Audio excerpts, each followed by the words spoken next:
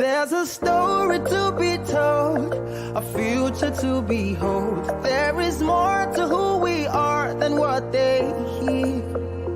We have love within our soul, fire in our bones. We've got everything it takes to make it here. There's much more within our soil, more than just our oil. We can grow the food to feed the whole world square. Agriculture is the key. There's treasure in the trees. The time is now, the land is green, wealth is here. This is our nation, this is our land. Nigeria is ours. We have everything we need. If we could only see, the time is now, the land is green, wealth is here. There are 200 billion dreams. Any one of these is able to begin a spark and change the world. There's innovation everywhere, from Abba to Ife to Kaduna. The land is green, the wealth is here. Yeah, this is our nation, this is our land. Yeah. Nigeria is ours. We have everything we need. If we could only see, the time is now, the land is green, the wealth is here. If you take a look around from the north to south, there are opportunities to make it here. But if all you ever dream is to go overseas, tell me how you'll ever know that wealth is here. Oh, yeah, This is our nation, this is our land. Oh,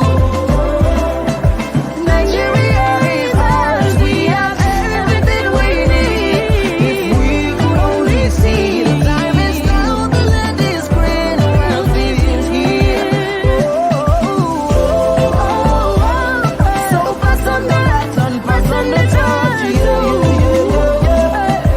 Nigeria is ours. We have everything we need. If we could only see, the time is now, the land is green, the wealth is here. Oh yeah. So this is our nation, this is our land. Oh yeah. Nigeria is ours. We have everything we need. If we could only see, the time is now, the land is green, wealth is here. What sector has enough potential to cater for the growing population in Nigeria? What sector is bubbling with diverse and profitable opportunities? What sector can enhance the Nigerian economy and propel you to thrive? How can you tap into this sector? Be a part of the Business of Agriculture Masterclass, coming up from the 5th to 7th of July 2021. 3 days, 9 sessions, 15 speakers, and 7 value chains. Tap into profitable opportunities in agriculture, build wealth, achieve financial freedom. Visit www.businessofagriculture.org and register for the free Business of Agriculture Masterclass, designed to make you think agri. This is brought to you by the Private Sector Advisory Group of the UNSDG Fund.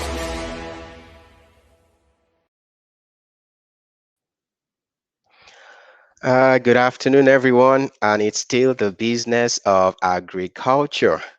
I'm particularly excited about this session, welcoming you to the business of agriculture and speaking specifically to the business of crop production and bio-fortification. It's so nice to have you here. I encourage everyone coming with your questions a lot. I'm sure that our back-end audience and our back-end crew will be able to share them with us so we can also engage our panelists. Before I go straight to introduce our panelists, I would just like to read you some information really about crop production really. It's an aspect of agriculture that we'd like to share with us this morning just before we go into the conversation. So can you help with the slide, please?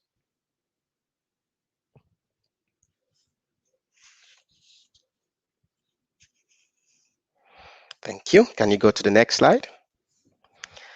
All right, so it's a known fact that the agricultural sector in Nigeria, it's basically divided into some subsectors, so to say. One of it being crop production, livestock, fishing, and of course, forestry. But again, our emphasis for this particular session is going to be crop production. And so you'll hear more conversation around this. We're very familiar with crop production. I'm just going to limit our scope of discussion this morning to monocropping, that basically deals with farming just one particular crop on a large expanse of land. Intercropping, that can see you farm, multiple crops on a particular piece of land. And then the final one, mixed farming, as we call it, where you are able to integrate both crop and animal husbandry, just giving you a perspective of what the cropping system looks like. Within the crop production as well, we are also very familiar that we have crops we call perennial crops. There are also crops we call biennial crops, but I just want to limit it to annual crops and then perennial crops. You're familiar with your crops that grow within 1 year cycle or just one crop cycle, or your perennial crops that takes longer time to grow. Again, the examples are there for us to see. In doing this, again, it's also very important to show that within the context of Nigeria, we have about 6 ecological zones that we currently work with, from the very humid um, southern part to the very Sahelian dry northern part. Again, this just shows us the disparity of ecology of ecological zones that we have across Nigeria. And these also, to some extent, also give us an idea of the kind of crops that can grow in this terrain. Can we go to the next slide? So are there opportunities in crop production? Like I said, I'm just going to be limiting the scope of our conversation to, the essence of this particular session, which is the business of crop production, basically. So a lot of people would ask, are there really opportunities in the cropping sector? And so permit me to say this: within the strong size in terms of contribution to the national GDP, crop production plays a predominant role in this, contributing close to 90%, precisely about 87%. It's what is currently contributing, which is, of course, the largest subsector when you talk about agriculture. The next, or the closest to it, is livestock, and it's just hovering around 8%. So again, this gives you an indication that crop production in the general picture of agriculture is something that you should not just neglect. It's something that you should critically look into. Now, why it is also very important that we look into crop production. Today in Nigeria, we boast of about 84 million hectares of arable land. Arable land meaning land that can be cultivated, land that can be farmed, land that is at least rich in the major nutrients, say nitrogen, phosphorus, and your potassium, basically. But today we have just less than 40% of that being currently utilized. Again, we have about 279 billion cubic meters of water to support irrigation farming. But you and I know in Nigeria today, as a matter of fact, it's less than 20% of this that is being utilized in getting some of the things that we want done in terms of agriculture. Again, the sector remains the largest employer of labor, hovering about 40%. And this is, again, the opportunities that we see in this. So if the entire agricultural sector is able to get 40%, and crop production on its own providing 80% of that particular sector, it simply means within the 40% sector that we have, or subsector in terms of employment, it means crop production can boast of close to 80% of that, considering what it contributes in the general picture of agriculture. And again, another opportunity that we see, and we want to also highlight in this regard, is there are over 80,000, we have about 80% of farmers today in Nigeria are smallholder farmers, meaning they lack access to technology, they lack access to equipment, they lack access to machineries. They even lack access to some of the education that we have now to help us even improve in terms of our delivery and our commitments in terms of delivering good yield, the healthy food that we need to do in terms of crop production. So all this, again, provides a necessary background for you to understand that crop production by no means is not something you should overlook, but is one critical subsector within agriculture that, again, provides one of the highest numbers that we want. Can we move to the next slide as I round up this primer session? Again, just to show you key statistics, again, to a pointer as to why crop production should not be taken for granted and should be seen as a gap and I beg your pardon, should be seen as a window of opportunity for you to maximize and scale up the businesses we have in agriculture. 24%, again, like we say, contribution to the GDP is what agriculture does as a whole. But interestingly, of that 24%, almost 22% of that is contributed by crop production alone. Wow, that's an interesting number for you to ruminate on. Crop production giving 21.8% of the total 24% contributed by the agricultural sector to the national GDP. That's fantastic figure for you. That's why you should also think crop production while thinking agriculture. Again, just to show you some numbers and to show you some things you should also see. Sesame seed, cocoa bean, and cashew were the top three most exported agricultural products. Now, I'm not just saying crop product, but the top three agricultural products that have been exported in Nigeria, it's been consistent for the last 5 years. Again, this is showing you what opportunities lie in the sector and of course in the subsector, I beg your pardon, of crop production. And finally, Nigeria imported last year about 1.2 trillion naira worth of food. Again, what was imported? Two of the three most imported produce, wheat, one of them, are actually crop-based product. Wheat is one of them, and then sugar is the other. Again, this is what you extrapolate from sugar cane. So again, these are just numbers and these are realities just to show us of how important the subsector of crop production within the agricultural space cannot be overemphasized. To join us in this discussion, I'll be introducing you to a number of people who will help us and continue to push in terms of the crop production opportunities that are available for young people to tap into, again, for multiplicity of income and to also be able to generate additional source of income in terms of what they are doing. I'm glad that you are here, but just before I introduce them, I'd just like to go on this short break and I'll come back with the guest. Thank you.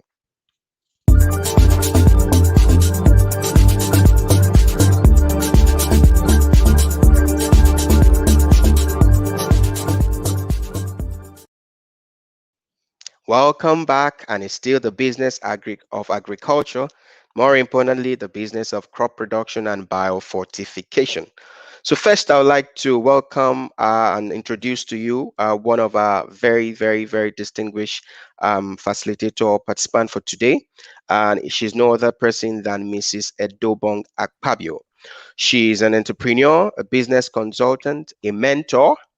She's the CEO of Vision Age Agrotech Farm Limited.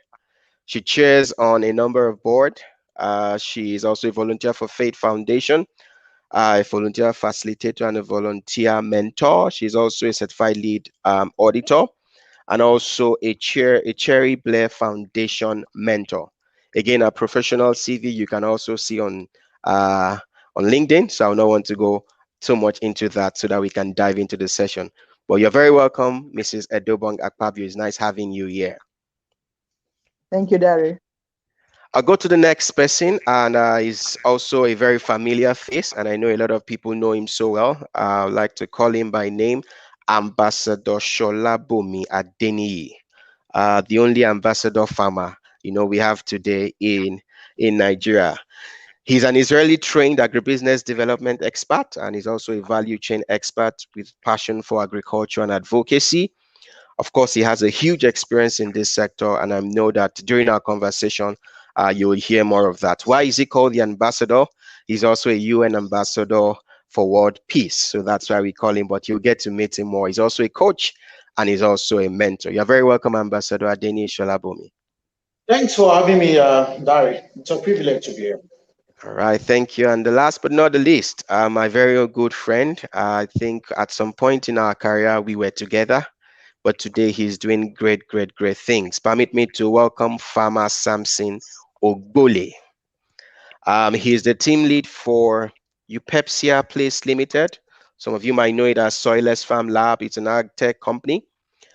And I'd just like to introduce Samson, I beg your pardon, with one of his very good words. It says, Food production should not be seasonal because hunger is not seasonal. It's currently wrapping up his PhD in biochemistry, and you'll hear more of him even as we speak. So, distinguished ladies and gentlemen, I present to you our a distinguished panelist for today who will help us, do justice to this session and address the cropping aspect of agriculture.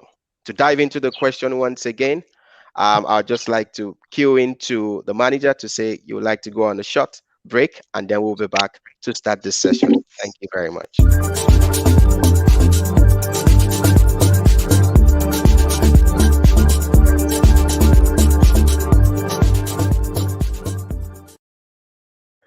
Welcome back. So I'm just going to go straight to the point. I think my panelists are indeed very geared to respond to us this morning. So I'm just going to go straight. We hear a lot of things in terms of agriculture, and people say, why crop production? Why crop production? So I'm just going to start with that very simple question to all three of us. And then I'd just like you to keep it short so we can dive very quickly. Why crop production? Is it profitable? That's the question. Samson, you want to start for us? Okay, thank you, Dr. Dre. Thank you, everyone. It's a pleasure to be here. So why crop production? I would say simple. This is the bulk of what we eat. It's the bulk of our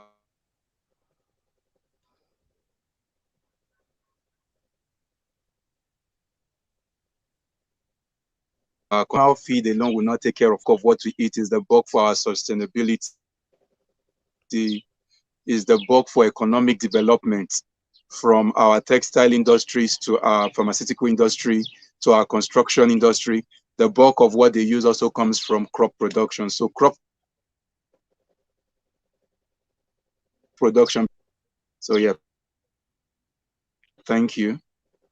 All right, thank you very much. We had some, I think some poor connection, internet connectivity there. We'll try and just sort that out so we go on quickly. Yes, Mrs. Akpabio, I'd like to hear from you now. Why crop production? Is it something you would encourage young people or anybody to go into as a source to generate additional income? Yeah, thank you, Dari. Just like Samson has said, crop provides the largest, volume of what we consume, whether as food, as commercial or industrial products. So it's something that is indeed we have comparative advantage in terms of production. If you recall, during the colonial times, it was crops that were exported out of Nigeria to the world. We had the palm oil in the east, we had the cocoa in the west, and we had the groundnut in the north. So those three there were others really, but these were the three largest volumes of our food, our agricultural exports, and they were all crops. So you can see that a lot of productive capacities have been over the decades been in crop production. So we have a great advantage over many countries in the world in crop production.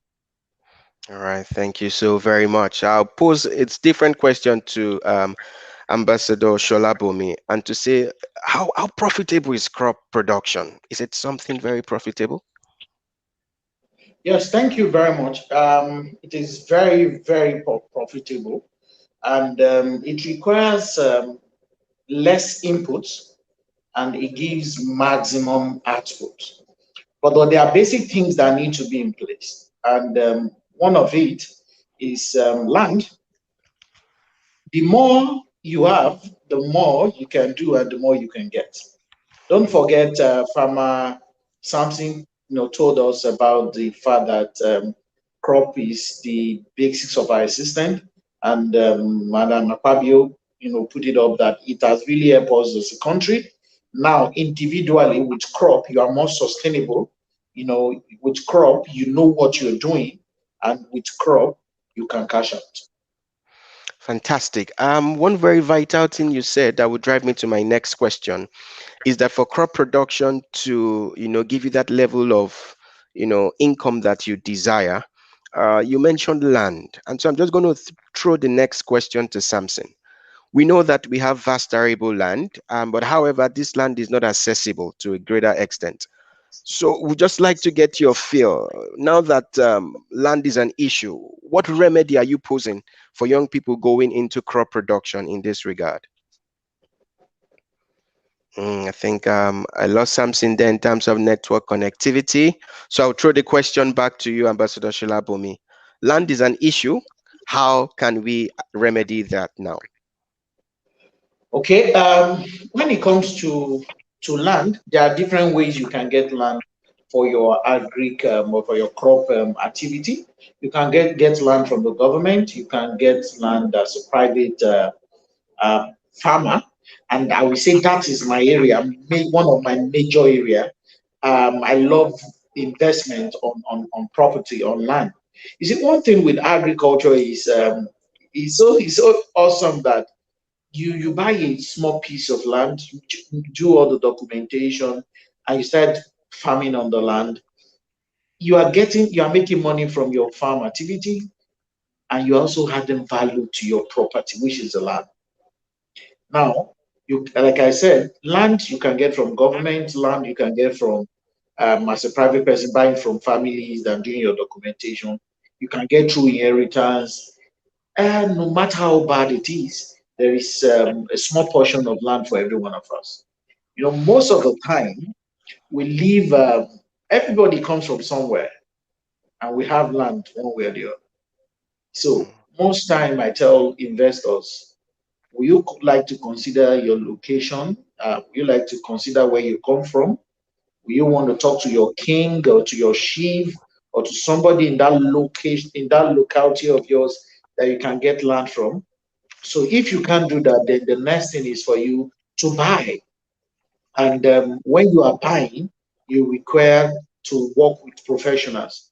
And there are two major professionals that are involved when it comes to land purchase. We're talking about your lawyer and your surveyor.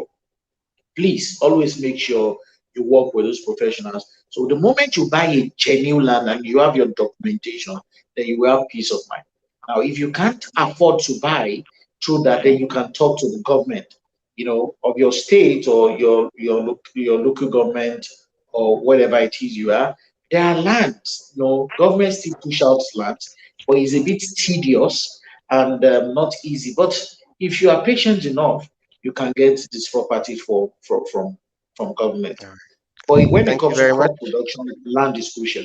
Is the major All thing. right. Okay, fantastic. Thank you very much, Ambassador Sholabumi. Again, you hit some critical note. Of course, I would ask, will the young people have the kind of access you have, for example, to get land? Would we be able to access the government with such ease? These are questions that is going around, going in the heart of a lot of us, and because we don't have this robust portfolio like you do, we might not be able to access those things. So I'm going to pose the same question now to Samson, because I know he's doing something in that light. Samson, in the wake of land, well, there are available lands, but in terms of access, we cannot access it. What remedy, are you currently proposing for young people to be able to, mitigate against this access to land? All right. Thank you. Thank you. So, yeah, the first thing would be the opportunity to do what we call vertical farming. That is taking advantage of the vertical space. Now, it's important I also add that even if we are going to work on vertical farming, urban farming, and its rest, you still need a bit of space to start from. You still need a bit of space. But once you have the space, you can now take advantage of the vertical height, so that rather than going for 10 hectares, 20 hectares of land, if all you have is a plot, now you can go so many layers up in the sky to take advantage of that vertical space that is now made available. Minus that, you are also able to play around with even some spaces that naturally would go to waste. For example, some houses have fences and on the walls, there are nothing growing. But today you can put structures on the walls of your houses, as on the fences of the house, to grow things vertically.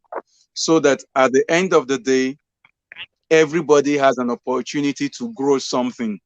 Like Ambassador would always say, when we chat, he would say, it's not for one person to grow everything, but pick a niche, stay there and grow that thing well enough so that you can use that as a barter to trade with others for the things you are not growing. So yeah, use of vertical space, urban farming, soilless farming would help to close that gap for the youth who may not have the funds to go for large lands, but with the small space that you have, you can take advantage of the vertical space. Fantastic. Thank you so very much, Farmer Samson. Again, we're here to show opportunities that exist within the crop production subsector of agriculture that we have in Nigeria. This is fantastic. Mr. Pabio, I know you coach a lot of young people in business and in getting entrepreneurs to the market. So, what are the critical things you start with, particularly for someone like me who just want to start an agribusiness and is this thinking crop based? What are the first thing that comes to mind when you engage such young person? Thank you very much, Dari. The first thing I normally ask them is their area of interest, because crop production is wide, is really, really wide. You have from vegetables to trees, and they are not necessarily food. I mean, you have forest trees. So you need to understand. I try to understand what they like. What is their area of interest? Is it vegetables? Is it food crops generally? Is it uh, other crops, allied crops, because we have them. We have crops for all kinds of things. We have wood for furniture, we have for paper making, we have for textile, we have all kinds of crops. So I try to understand their area of interest. And then when we have arrived at the interest, because I let them express that interest. I don't want to have to put an interest in your mouth. Every area in agriculture is viable as long as you do it well. Every area is profit. I can tell you that every single area in agriculture is very profitable as long as you do it well. So I allow them to make their decisions. And when they've done that, I'll now ask you, my next question is, what do you have? Just like Samson has said, is it a plot you have? Is it an acre of land? Or just like Ambassador has shared with us, is it something we need to, go get from government or go acquire from private? Do we have to lease it, or do we have to completely direct purchase it? So those are some of the things we now look at. What do you have in terms of physical assets? What do you have in terms of social assets? Because we always preach that they should start small. So in starting small, it's not, for me, it's not just about your own capacity. It's also about capacities that you can gather. Are you going with it with your family? Are you having like a partnership? Do you have linkages that can help you in this area of your interest?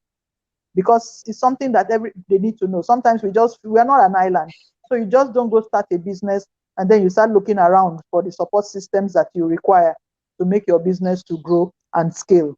So those are some of the things I work with them to arrive at the outcome, because we need to now even determine the outcome. What do you want as the outcome? Is it a retirement project? Is it your living paid employment? Is it a full-time business? Is it maybe you need to have as an investment, and there are many investment platforms all over the place. So I can guide them, to their outcome. So truly, crop production is a very good area for young people. There are so many things that are happening there now, fantastic things that I think will be very interesting to young people, and they need to start looking at. Sometimes we have this hangover of how our grandparents did it, and it's so discouraging. So we've come out of that season, that era, just like Ambassador said to us earlier, where our grandparents, the way they used to go do agriculture was more or less like a subsistence activity, was a social project. We're always going to government for help. No, now it's business.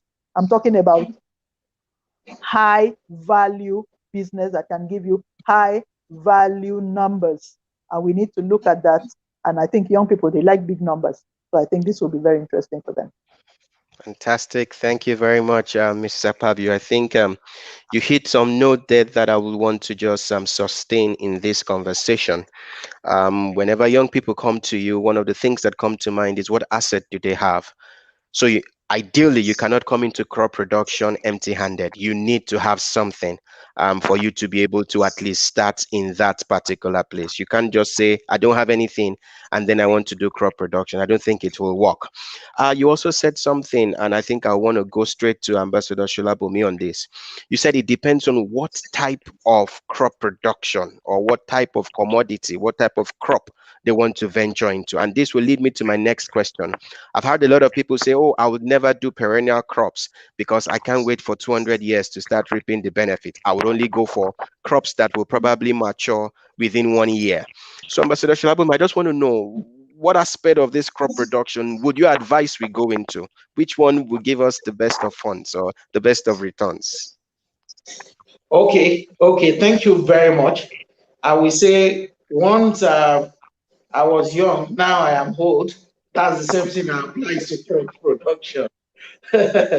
Now, this is how it goes. You start with what you can do, like Madam said, what you can, for example, you can start with, say, plantain, for example. Plantain, you need, if you are using 5 meter by 5 meter, you need around, 100 and something per acre. But sometimes we do very, 3 meters close plantain. And on an acre, you do as close as 700, 800.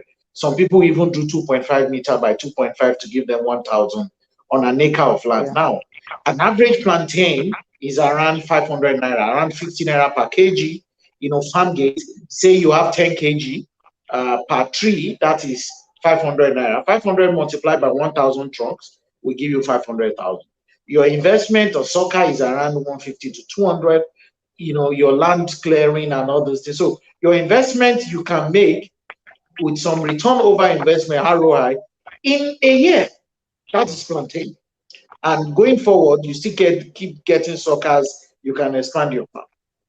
For those that cannot wait, you can also do pineapple, that is 18 months. You can even decide to do the likes of ginger, the likes of garlic that are in month. But one thing you must be sure of is in crop, there is a waiting period. Now, the more you wait, the more money you make. Yeah. Do you know why? Most people don't want to do the waiting game of 3 years for cashew, 3 years, 4 years for cocoa, 3 years for avocado. So that is left for the men. That is where you now, discover, you say these are boys and these are men. If you don't have anything, for example, for those that are doing 9 to 5, you are a busy executive, you are doing well in another sector, and you want to come into agriculture, especially for people in diaspora, I always tell them to do cash crops. Things that does not require somebody calling you from the farm every day. Hello sir, you need to send money for pesticide, you need to send money for herbicide, you need to send, you have those peace of mind. What you need is your proper land clearing, proper land preparation, get a very good suckers or seedlings or the input, do a very nice project. You can decide to come on holiday when you want to harvest. For example, you are coming home when you want to harvest your cashew. You are coming home when you want to harvest your avocado. You are coming home when you want to harvest your cocoa. But for the younger generation, you start small. I always tell my students and people around me that think big, start small, scale fast. Think big, start small, scale fast. So you are young, you have limited resources. 3 years is a long time for you to wait. No problem. Start with something that you can do in 8 months, in 6 months. Then the more you make, you keep expanding that. Then before you know, nobody will tell you before you start investing on those cash crop because they own a lot of money. You mentioned something that cashew is one of the most exported crop from Nigeria for 2020, 2019. Now, how much do you think it takes to do? Cash crop is one of the cheapest. But why it is more expensive is you need to do large volume. For you to set up a cashew on an acre, you're not even spending up to 200,000 naira. A seedling of cashew is just 200 naira. Hybrid, be it jumbo or whatever, between 200 and 300. If you are doing, say, 7 meter by 7 meter, you are putting around 120 or 90 thereabouts. So multiply 300, that's less than 30,000 naira. So you now multiply that by your 1 acre, 1 hectare, 10 hectares, 20 hectares, 50 hectares. So that is when you need huge investment. So when it comes to crop production, there is something for everybody. It will be unprofessional of me to sit down here and say, oh, you go and do this, you go and do this. No.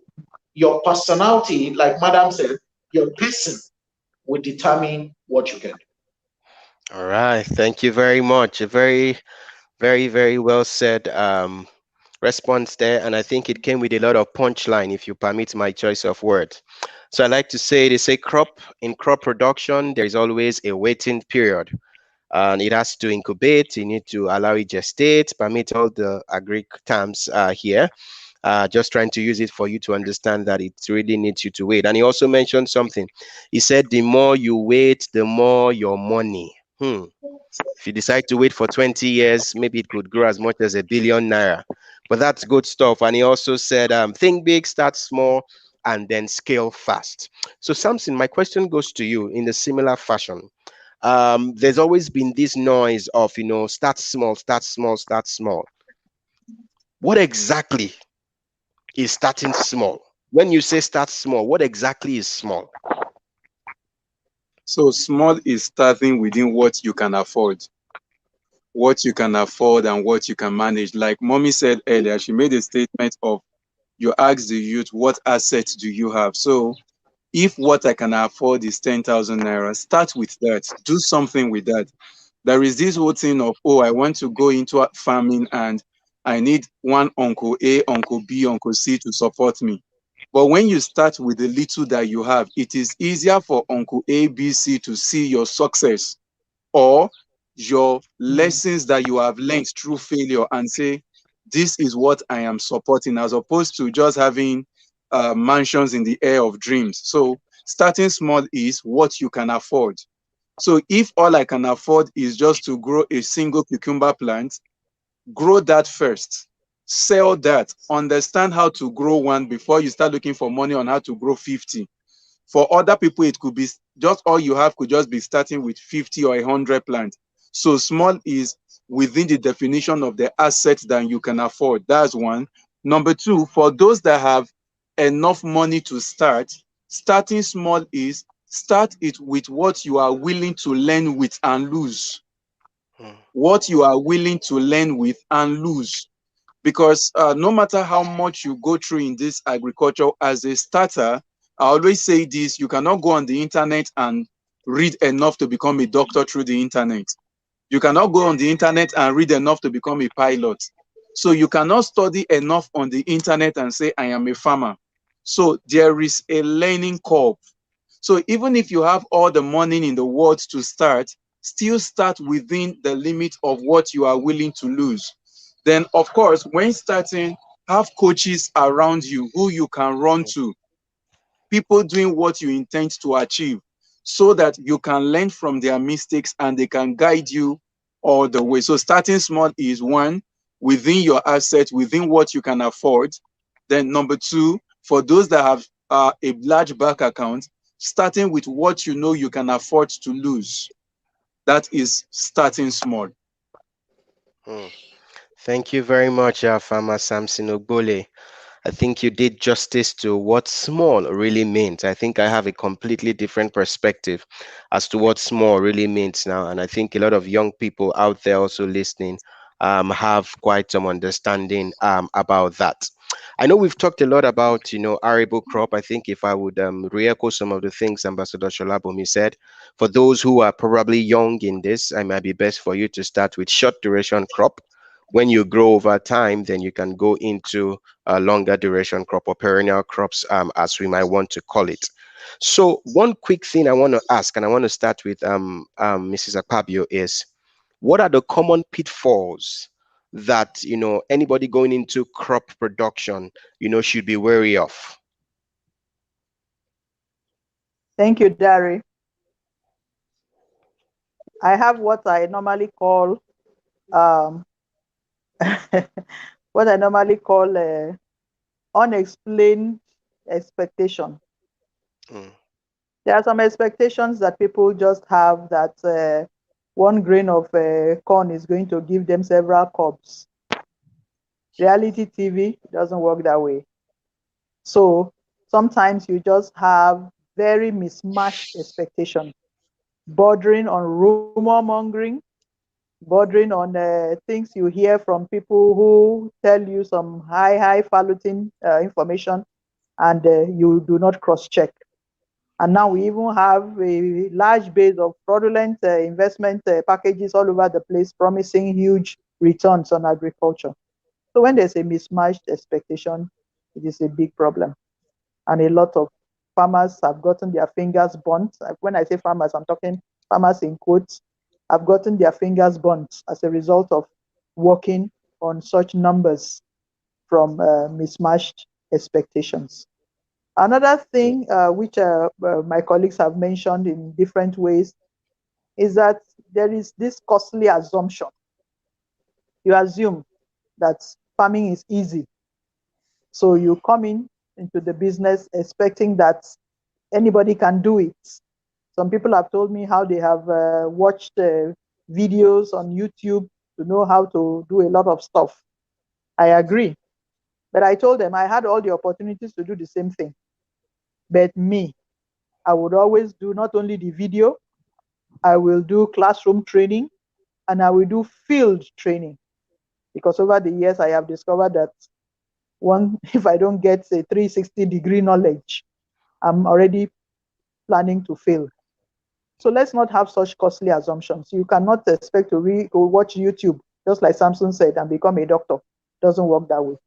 So we need to abolish all those costly assumptions. They are the bane of some of the disappointment stories that we are hearing left, right, and center. Let's go and get more information. Let's go for training. Let's go for field experience. There is nothing, and you can't take that away from farming.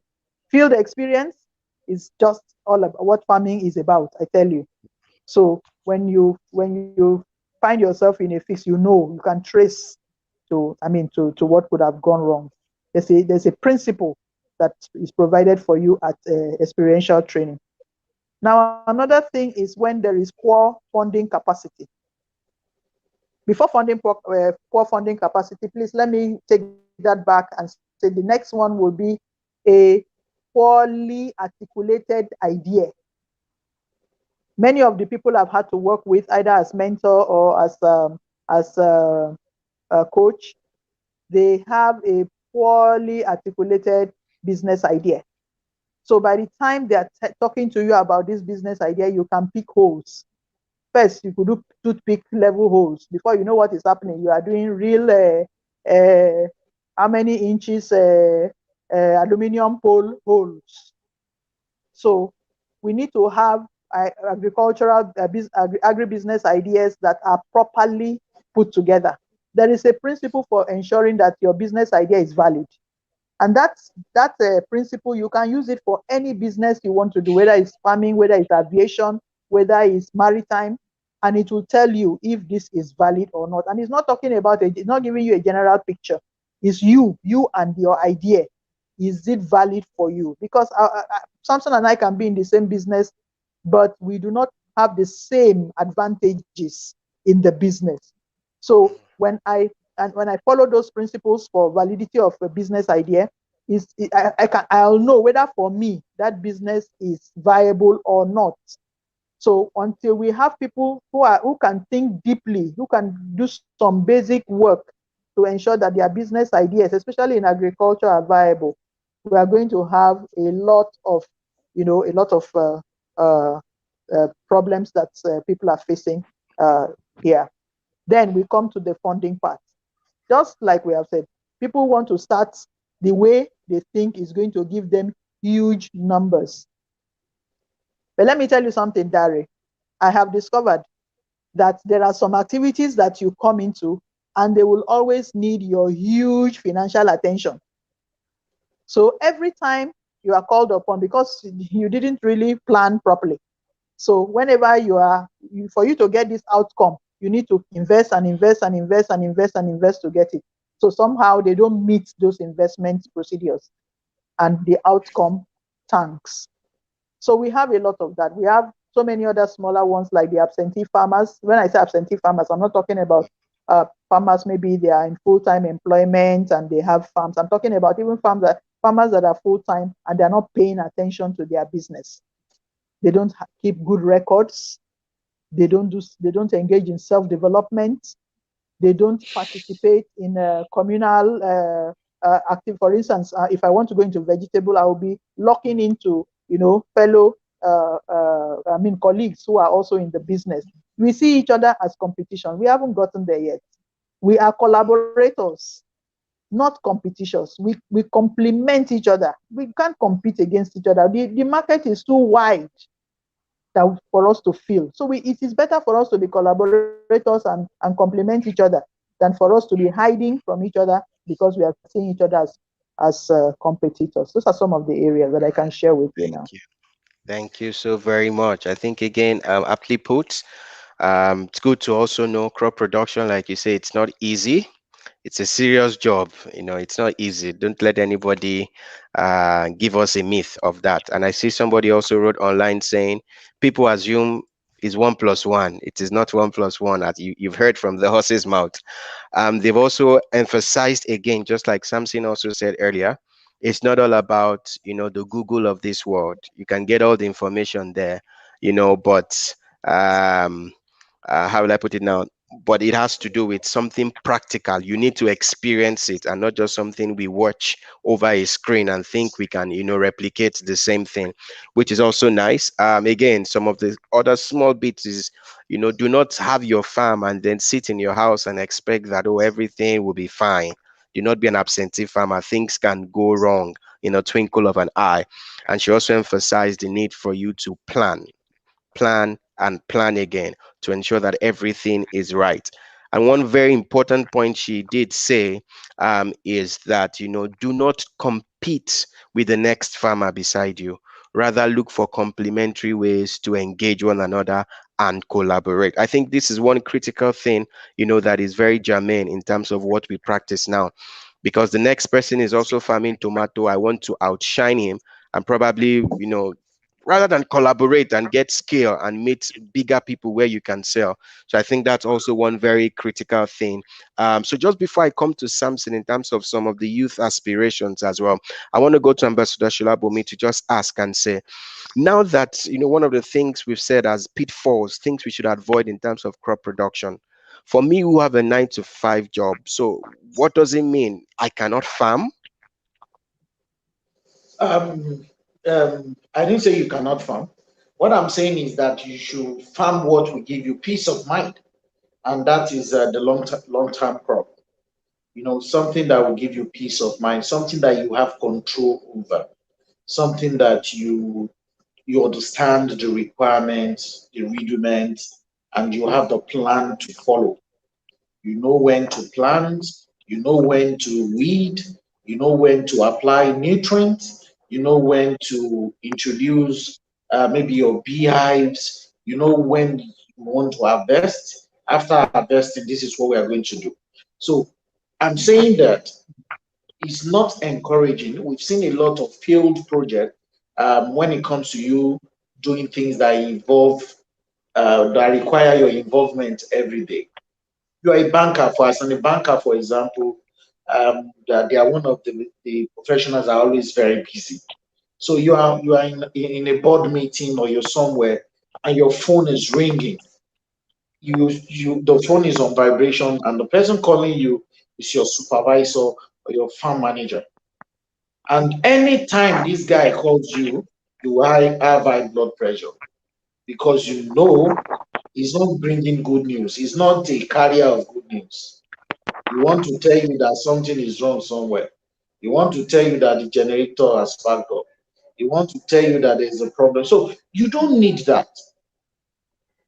The moment you set up your long, your cash crops, the moment you send them up, you don't really need much anymore. For example, cashew, you don't need anything to do there than to continually weed your farm and clean up the farm.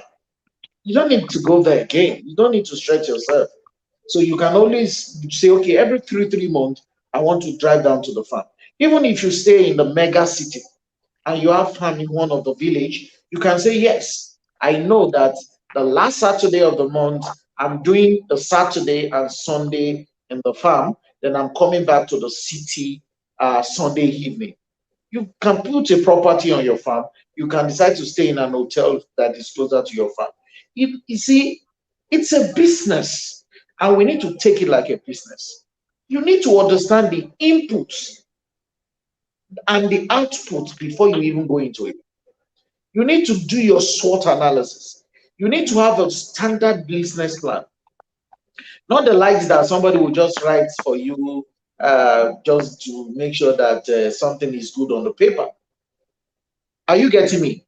Mhm. Every one of us can do something, and most especially for those of us that have been agri evangelists, we want you, especially the professionals, to come into this business, because that is when it will be sustainable, especially those in diaspora. Yesterday I had a meeting with some set of investors across the world, and I was telling these Nigerians, say, by the time you guys are ready to come in, it will be so bad that you will buy land from the Chinese. Mm. You will buy land from foreigners, because these guys are coming into the country buying large expense of land. Mm. As much as you say, yes, people are not trustworthy, these people back home are this, we still have great and good people back home. You need to invest on property, especially land. And what we are now saying is, even for land in the city, Farmer Obole will tell you, do you have a land in the city, fence locked? Please give it to us. Let us do something in on the land till when you are ready to build. Now I'm now telling you that even that land in the bush, that land you bought 10, 20 years ago, this is the time for you to go put something on the land. Mm. This is the time to go do it. So there's something for every one of us. Professionals, you guys need to invest massively in cash crop production. All right. Thank you very much, Ambassador Shulabomi. I think you're re-emphasizing the essence of this meeting: business of agriculture and the business of crop production. Do not see it as a way of life, but rather see it as a business. It is very, very important. Samson, I know you train a lot of young people, and you have a number of young people go through you in the last couple of years. I just want to know, in relation to some of the conversation earlier made by Mrs. Apabio, what has been your greatest challenge uh, dealing with these young people who want to come into agriculture? I would say the biggest challenge has been re-education. Re-education, like Mami Akpabio has earlier said, you see, most of them come from the internet where they have seen big figures and they've been told that 1 + 1 is equal to 100 in our Greek. So they expect that once I come in, there is this thing of a blow overnight. And unfortunately, agriculture, like Ambassador would always say, agriculture is not quick money. Mm, It is sure money, but it's not quick money. And it's always a big deal when you start telling them, okay, let me give you an example. One of them called me today and goes, I want to go into lettuce production. I want to do so, so, and so, and so. And I'm like, okay, I have access to the market. I trained you. Apply this, do this, do this. I will be collecting 100 kilo from you weekly, and I'll be paying 40,000 naira. And the first thing the guy did was he screamed, because he was thinking, oh, once immediately he had 100 kilo, he should be making up to 1 million naira in a week. And I'm like, if we were making 1 million naira in a week, we would probably have gone way beyond where we are. So it's a question of first retooling the whole idea they have about agriculture, because yes, they come into our kind of space and they see agriculture as, oh, you are using technology, it is cool, it is beautiful, and all of that. But I also try to make them understand, yes, it is cool and all, But that does not mean that you are going to become a billionaire overnight. That's not the point. There is still the part for you to wait. It is still there. It is still the whole plant, water, wait before you get to harvest. So I think yes, that is the biggest issue we have, because when they come, they see the cool, so they just expect we come, plug, play, harvest, and make money. So we still try to teach them that no, there is a need for patience in this thing. Then number two, because some of them have come with all of these plenty figures online, their expected returns is beyond even what me I can believe. Like, it's quite unbelievable. So you need to sit them down and start telling them that no, this is not true. This is not real. There is no plant that can produce this. This is not scientific. It does not make sense. And they're like, no, the person said they have done it. And I'm like, did you go there to see? Then for some of them, when some of them are super hardened, like, no, this would work, I tell them, okay, fine, go do it. If it works, come and share. We too, we will follow suit. I mean, why not? We are here to learn. So it's a question of telling them, okay, we need to work on financials that are realistic.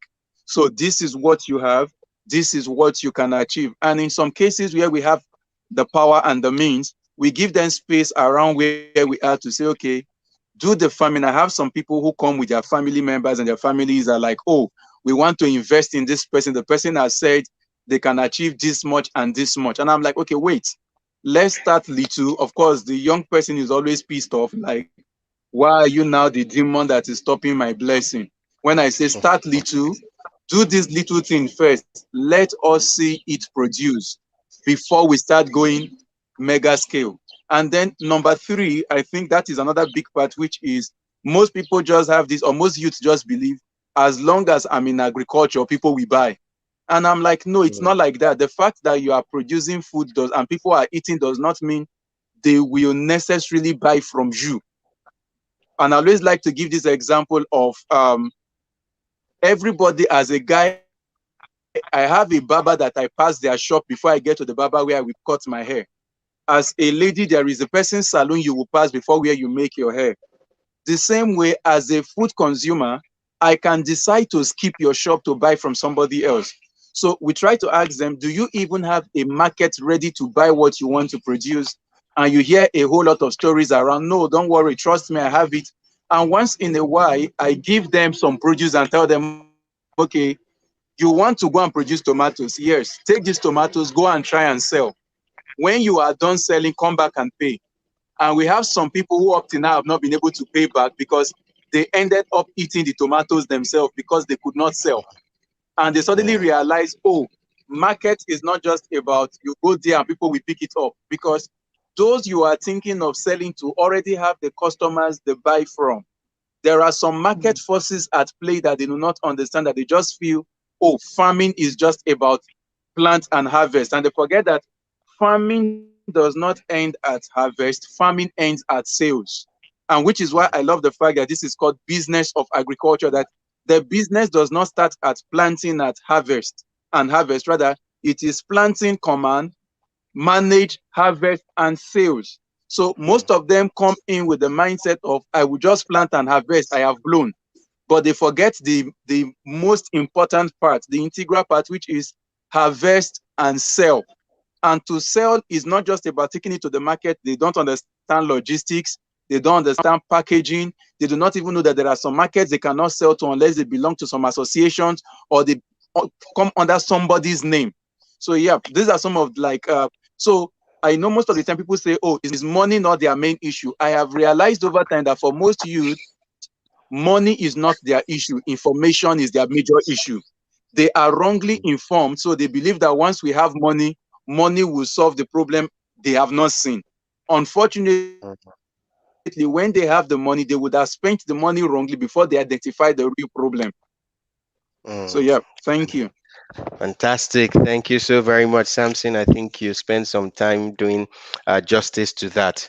It's so good to hear that money is not the problem. This is what people don't like to hear, but really, the truth is, money is not the problem. The information they say is the problem. I have a question for Ambassador Sholabomi. But before I come to you, I would like Mr. Pabio to please speak to this. Samson did, in his response, talked a lot about market. I know you are the chairperson also for the Agri Division for the Lagos State Chamber of Commerce and Industry.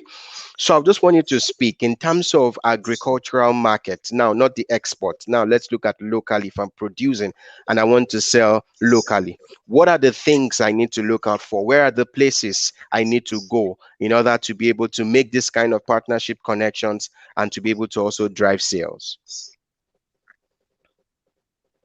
Thank you, Dari. Market is that area where you will find the consumers of what you are producing. So, like I would say, the buyers of what you're producing. So now we start agriculture from the market to the farm, because you need to identify your market before you start producing. That's the truth. You need to understand your market. After identifying them, you need to understand, because it's one thing for you to say that everybody eats tomatoes. It's another thing for you to say everybody eats organic tomatoes, or everybody eats Roma tomatoes. So you need to identify the market, and then you need to now understand, why are they buying that? What's the quantity approximate that they buy? What's their buying pattern, weekly, daily, monthly? What's as per their shopping behavior? So many other behaviors. What's their family size? Are they domestic market? Are they a commercial market? Are they an industrial market? You will have to dig into all of that. And that is what is found in market research. You know, when you are doing your business plan and they put that called market research, they're expecting you to be able to identify the people you want to sell those products to. Now, what Samson was said is so prevalent, you know, because we get all kinds of SOS. Oh, I have so quantity of stuff. I would like to sell. And we're like, when you were planting it, minimum of which is 3 months, what were you doing during that period? Thank God we are having technology help us in solving some of these mistakes, in the sense that we have an e-commerce platform that can tell you, as soon as you plant, tell us. So as soon as you have planted your cucumber, tell us. We will start talking about you and your cucumber, you know, so that people that are looking for cucumber, they will lock in with us for to buy off you. But it's a critical area of business, because end of what you're doing is a market. So if from your planning to your harvest doesn't have a market, you have already lost, you know, even before you finish breathing. So it's important for farmers to have that at the back of their minds. Now let's look at population. Nigeria has a population of about 206 million, according to the last statistics we got. 206 million people. That's huge, really, really huge. But Lagos is telling us that there are over 20 million residents. So a lot of the neighboring states around Lagos, in fact, far-flung states, Lagos is their market. Tell me how somebody can be in Katsina and Lagos is their market if they didn't know that Lagos will be looking for their products. So it's important for farmers to always identify and understand their market, so they can produce what the market will consume. Thank you very much. Thank you very much. Understand your market, get necessary information before going into any enterprise or any crop production activity. I think this is fantastic. Ambassador Sholabomi, we have some people with questions. We'll be coming to them shortly, but I want to throw this question to you. It's a very impromptu question, if you want to call it that way. I have 200,000 and I need to go into crop production, and I'm also having my 9-to-5 job. What do? I don't have anything. I only have 200,000. Wow. Then you need to go into vegetable, because let's look at the 200. That person should talk to Samson, not me. Because by the time you are going to lease land, depending on your location, if you are leasing an hectare of land, okay, let's come to 1 acre. I think for now, an acre of land is around 15,000 naira. Now, when you lease that, most people don't lease their land for crop farmers, especially cash crops, except you want to do some short-term crops. And one thing about some of these crops is the older they are, the better. So if you say you lease a land for 15,000 or 10,000, you do your land clearing per acre is another 15,000. You do what we call land preparation. Then you are buying the, let's take, which one is the cheapest? Let's take pineapple, for example. It's not even cheap because the total cost of production for an acre of pineapple per one is around 80 naira. And on an acre, we do between 10,000 to 20,000 sockets. So let's use 10,000 in that case now. 80 naira, which includes the cost of clearing, excluding land, cost of clearing, land preparation, planting, fertilization, the setup, which is 80 naira, multiplied by 10,000. That is 800,000 naira for pineapple. And in 18 months, each of those pineapple will give you a bulb. In 18 months, there's what we call inducement. When we induce the pineapple, every one of them produce at once. So let's say you have 10,000, your cost of setup is 800 plus the land and everything, say 850. Now, in 18 months, if you are, let's say you have, just 5%, like even 10% bad ones and the rest, so you are left with, say, 9,000 balls. The smallest pineapple from the farm gate is around 150 naira. So you multiply 150 by 9,000. That is what you are getting in 18 months. So 200 cannot do that. If we come to plantain, a sucker of plantain, like I said the other time, is around 200 naira per sucker. And let's say you are doing, say, 800 per acre. You are closing it up. 800 per acre. That is 200 times 800 is your seedling, your land clearing, your land preparation. Cost of plantation is around 15 naira per one. Fertilizer. And when you are doing plantain, you must have an alternative source of water. An alternative source of water is quite different from irrigation. That is the process by which the alternative source of water will get to the plant. So by the time you are putting water, it sounds somehow for you to go and sink a borehole on a land that you lease. You are still going to buy irrigation. So if you look at all this, 200 cannot do anything, but 200 can start vegetable. I know that with solutions from Samsung, 200 can start something with vegetable. But when it comes to vegetable, the 9 to 5 person should be ready to get calls. Fantastic. Thank you very much. So I think I like the way you've done this. I'm coming to Samson very shortly to also help me address the same question. I have 200,000 and I want to go into crop production. What do I do? I like what Ambassador Sholabomi did say by mentioning to us what it cannot do. So do not let anybody trick you with some of the posters we see outside today that says a unit of cashew farm for 100 and something thousand naira and you get 35% return. I keep asking myself, I don't know, maybe I didn't study agriculture again, or it's a different thing entirely we are getting maybe I to. can quickly come in there. Let me quickly come in there. Okay. That is investment. What that person is trying to do, or that company is trying to do, is to get this kind of money from thousands of people, pull the funds together and do something big. That's what they are trying to do. And an average Nigeria love to hear those kind of sweet words. Most time I tell people that Nigerians love to be lied to. Sometimes we even deliberately believe that we should be lied to. You can imagine somebody will call me and say, I need the pineapple that fruit in 8 months.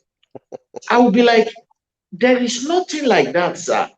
You said, go and sit down. Just say you don't have that time. I will just go and sit down, JJ, because I don't have the time. They will say there's a plantain that will grow in 9 months. There's a cassava that will grow in six 6 months. months. Lack of Yeah. knowledge. Mm, Why do we always love short, short, short, short? Everything about us is shortcuts. At the end of the day, the shortcut is actually the longest route. At the end of the day, absolutely. Absolutely. for those of you on the island, you want to take a shortcut, you pass through an estate and getting to the end, the estate gate is closed. You will be forced to drive back again and go to the main road. Mm, So instead of you to stay in the hold up and go, when it comes to your turn, hold up that you will not know what caused it, you are trying to maneuver the streets and and you are still coming all back right. again. Okay. Thank you, Ambassador Shilabumi. I'll just rush now to something to help us do justice. Something we can do that very quickly so that two people who have questions can quickly ask us the question. Yes, something. I have 200,000. Help me. I need to go into crop production and I do a 9 to 5 job. What can I do? Well, I would say from start something small in your area, your house region. Don't put the farm far from you. I think that's what Ambassador has been trying to say. They didn't want to put it directly. If you do 9 to 5, it is best if your farm is close to you to save you too much headache. Then number two, try to automate your processes as much as you can. So I can show something like, I don't know if I can turn my camera around. I'm not sure I can. I'm not sure how to do that. So for example, this is a small bed here that somebody that has just this is less than 10,000 naira to start. So with Wow. 200,000 naira, you can have something way bigger than this in your house, grow as many vegetables, but most importantly, grow what sells, not just grow Mm, what Yeah. you like, because you are not growing for your Yeah. personal consumption. Grow what sells and Mm. grow what pays. So with 200,000 naira, you can start something small like this. I think the most important thing people need to remember is this issue of competition and scale. You don't need to be big to be a farmer. You can start small. Let your neighbor Mm. also start small. Both of you can collaborate when you get to selling the market to look big, but start mm, small. So yeah, something small like this. It can be tomatoes, it can be pepper, but start around your house. There is somebody around your house that they are not using their compound. Beg, make use of their space. Do soilless. Use what's the word? Sack farming. Start small. Start somehow. Just start. So yeah, all that's the way right. to Thank you start. very much. Thank you very much. Wonderful insight. I really would go for a short break, and immediately after that, we will have questions from some of our participants. Thank you.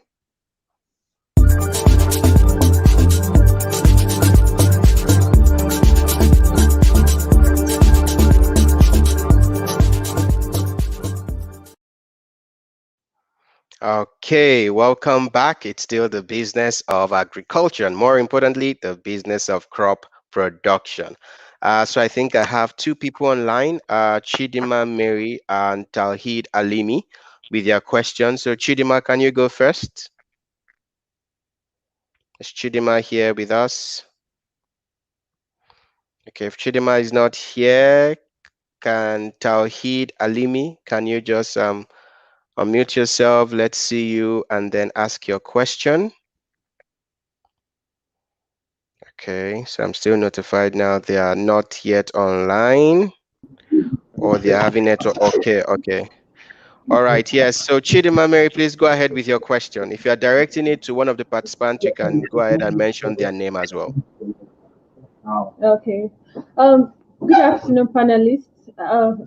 Good afternoon, Mr. Sampson. Good afternoon, Mrs. Afabio, and then good afternoon to Ambassador Shaladini. Oh, thanks for the privilege of your time to share with us in all you've been saying so far. It's actually useful for us, and as youth in this age now, we don't take your words for granted and your time for granted also. So my name is Chidima Mary. and I'm reaching out from Kogi State. Now, my question is basically, as a youth with interest in crop production, especially bio-fortified crop because of its immense health benefits and what it can do, we've been advised so far from the section to start small, learn, grow big, and then scale up later on. But now we know that with learning, we all need learning becomes easy and faster when knowledge are passed on from those on the field with vast experience. So I'd like to know, for someone like me who wants to start with a backyard garden, are there rooms for mentorship or to reach out to those that are on the field have the vast experience now to be able to learn properly and then learn well and avoid some mistakes that could be avoided? And then because of the issue of cost and all now, what are the business model that can be advised for youth that want to go into joint business or joint business for backyard gardening to learn and then grow wide? That's my question. Thank you. All right. Thank you. Samson, would you want to pick this up?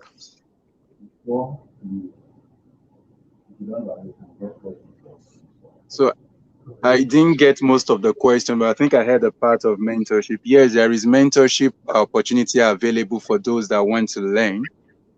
Yes, there is. I think that's the only part I got in the question. I'm sorry, my network was kind of fluctuating. Okay. All right. So Ambassador Shalabumi, you want to just respond? Yes, training, mentorship, these are things that is now available, unlike before.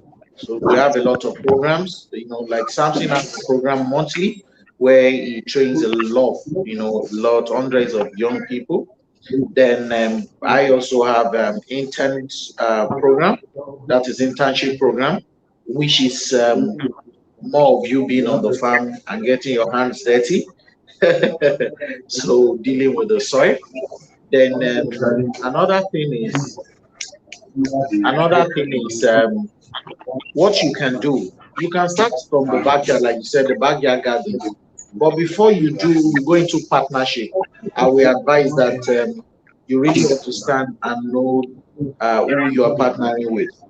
Maybe you should start yours so that you can then identify what you are bringing on the table. Are you bringing the money on the table, or you are bringing the knowledge on the table? What is the basis for those partnership?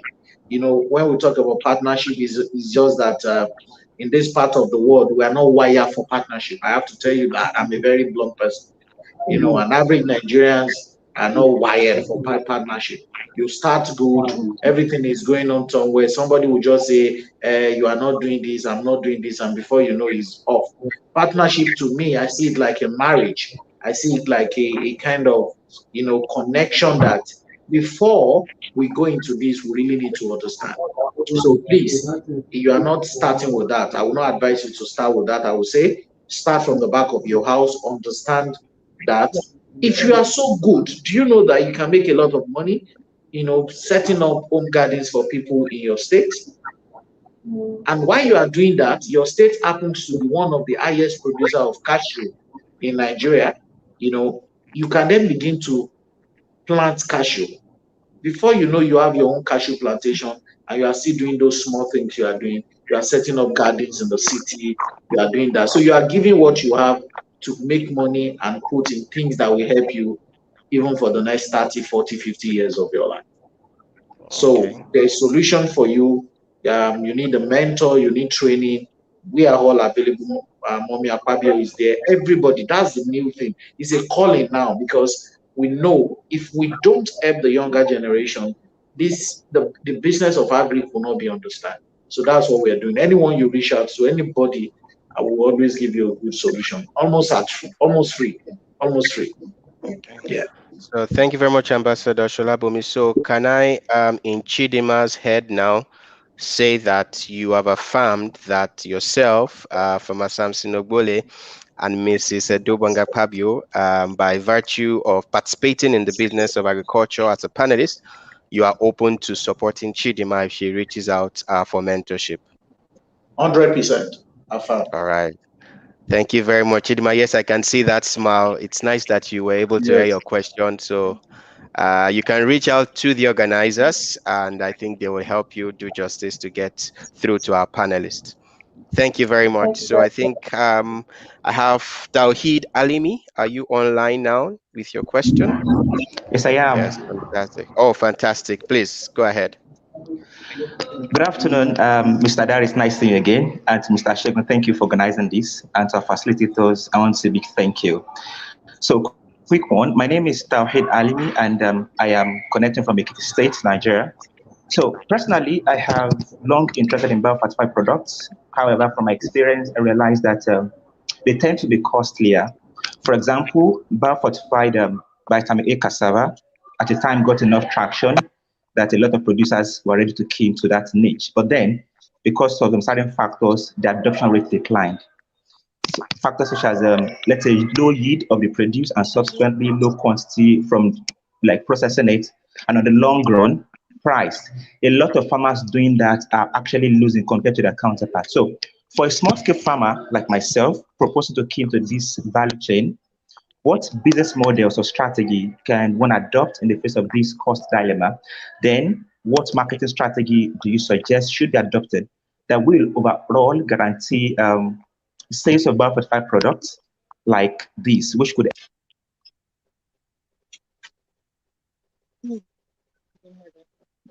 Mm. You should just come. Tawheed, we didn't get your question. We lost you at some bit. Can you just repeat the phrase that actually has to do with your question? Okay, my point is that for a small scale farmer like myself, planning to go into this value chain of bio-fortified products, what are the business model you suggest I adopt and the marketing strategy, considering the fact that a lot of people who are buying this product consider price, and we producing, we actually want to give it out at a very costly price because of cost of production and then the produce, the amount, the yield we get from this production. Okay. So who amongst our panelists want to take the question? Mhm. Okay, All Mr. right. I think I heard his question. I can come in here. Okay. Okay, go Done. ahead. Okay, so there's a reason for you choosing that particular product in the first place. Now, for someone like you, you should be looking at value addition. Now, I know that we have a session for value addition where they will teach you on how to add value to this. Now, the language or what you are going to push around this product is the benefit. What is the benefit of the fortified cassava compared to ordinary cassava? Why should I buy that and I'm not buying the one from the village? So you need to put the benefits around, what you have, and that is the only way. Then you add value to it. That is the only way you can make money, and not money alone. You are impacting lives. For example, when we were pushing the orange flex sweet potato, most people will ask me, why are you at the forefront, campaigning about this? Is it that our potato is not? No, this is a potato that is vitamin A dense, with a lot of beta carotene. The benefits to our health is massive. It's only in Nigeria that we are still after food. We've not even gotten the food to eat. In other parts of the world, they are talking supplement already. In other parts of the world, they are talking superfoods already. That is why you see the cost of avocado across the world is massive. But in Nigeria, we never see food shop, not to talk of supplementing the vitamins and minerals in our system. So you look at the bio fortification as cassava, what is being embedded into that cassava that will make me or the average person in your state to buy from you. And that is what is your value proposition. That is the stuff you need to push. Oh, with this cassava, with this my gari, your site it has a lot of vitamin A. Professor, you will not be using glasses again if you take this gari for 1 year. Oh, ma, your diabetes will go down if you take this. So you need to push that. That is what you need to push. All Thank you. right, thank you. Something I see you smile. I see you wanted to share some response to that. Yes, thank you so much. Ambassador has already said a lot about this. So number one, I always say, you see, let me take something from what Mami Akpabio used to say those days. He would say Nigerians like big sounding words. When we say bio-fortification, what we simply mean is this has been fortified with something. And there are different ways of bio-fortification. The most common one is the conventional bio-fortification. When it comes to the vitamin A cassava that most people are used to today, that is the plant breeding bio-fortification. Then we have the genetic engineering bio-fortification. But let me speak more around the conventional. Why I speak more about that is because when it comes to the plant breeding bio-fortification and the genetic bio-fortification, these are not things that you are doing as a farmer. So these are not costs that you are incurring directly as a farmer. The vitamin A bio-fortification, for example, was done by IITA, and that research cost was not pushed to the farmer. Rather, it is a cost that remained with the institute. They just pushed the benefits to you as a farmer. Now, if you want, before you go into bio-fortification production, you need to first ask, like Mami Akpabio would always say, what is the market asking for? Don't go and start planting bio-fortified in the hope of telling the market to buy it. I always say, sell what sells. If your market is already buying a particular thing, it is easier to sell what is already selling. If they are not buying vitamin A, why are you planting vitamin A? Now, if you must plant vitamin A, like Don said, because you want to help people, before you put that tuber or that stem into the ground, you should first start on a massive marketing. Start telling people, this is what this thing is. This is what this thing would do. Be sure that they are willing to accept the gospel before you invest your money in the production of that gospel, so that you do not invest and now you are begging people to buy health while they are telling you, no, this is what we prefer. So when it comes to biofortification, if you want to go conventional biofortification is not hard. Let me give a simple example that would explain conventional from the processing angle, then I'll bring it back to crop production. Today we have vitamin A gari, which is a what's it called plant breeding biofortification. But before vitamin A and gari, where we have cassava coming out as yellow, we had in those days where we put palm oil inside gari while frying, and it comes out as yellow gari. That was a conventional way of getting yellow gari. Now, but over time we realized that, oh, this was not okay because heat can destroy vitamin A. So it is yellow, but the vitamin A is not present. The same way, I can decide, for example, I want to plant yam and I need my yam to have bulbs. Bulbs are what we call area tubers. And in my process of planting, I add a nutrient referred to as C. By adding that fertilion C, I would increase the number of bulbs that my plant will have naturally. I have increased my yield. So biofortification is not just about nutrients, it's about what am I trying to increase? What am I trying to yes, what am I trying to increase? Is it a nutrient? Is it yield? Is it ability to defend against something? So it depends. But before you go into it, you must be sure it is something the customers are willing to pay for, so that you do not produce it and you start asking, oh, what business model should I use? The business model for biofortified is the same business model for non-biofortified. You still have to sell. And at times, it is important that we realize that as farmers, what we sell is beyond produce. What we sell is beyond the produce. So it's not just about I am selling yam or I am selling cassava. It is much more than that. We must have a message much more than just the produce that we are selling. Thank you. Thank you very, very much, Samson. I hope Alim, I hope that answers your question. I want to say thank you once again. I think our time is fast spent.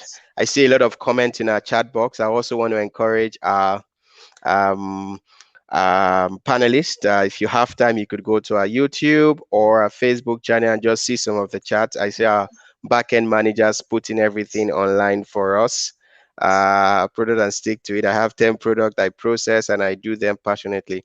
How would you advise someone like me, please? Well, we'll have some time. Hopefully, you can just keep dropping them. I think our back end managers will be able to collate. We might get to the panelist, and then they'll obviously respond to you on all our social media platforms. So, on behalf of the team and of course the panelists, want to say thank you to Mr. Fabio. Want to say thank you to Farmer Samson Obole. Want to say thank you to Ambassador Shola Bomi. We thank you that within your very busy schedule, you found time to join the Business of Agri Masterclass and to, of course, educate a lot of people in terms of crop production and how to do it right. So I want to say thank you to you. Thank you to our esteemed participant as well. To all those who asked questions, we'll continue to follow up with you. Thank you. We're hoping that the Business of Agriculture will continue. So just stay tuned and have a wonderful day ahead. God bless you.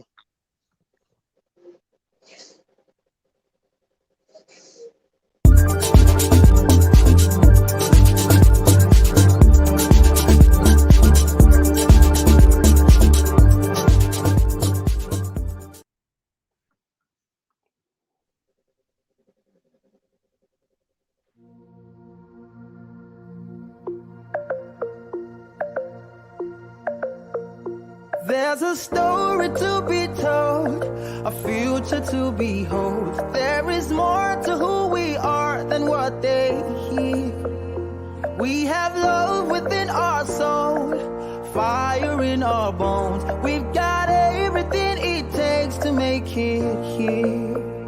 There's much more within our soil, more than just our oil. We can grow the food to feed the whole world square.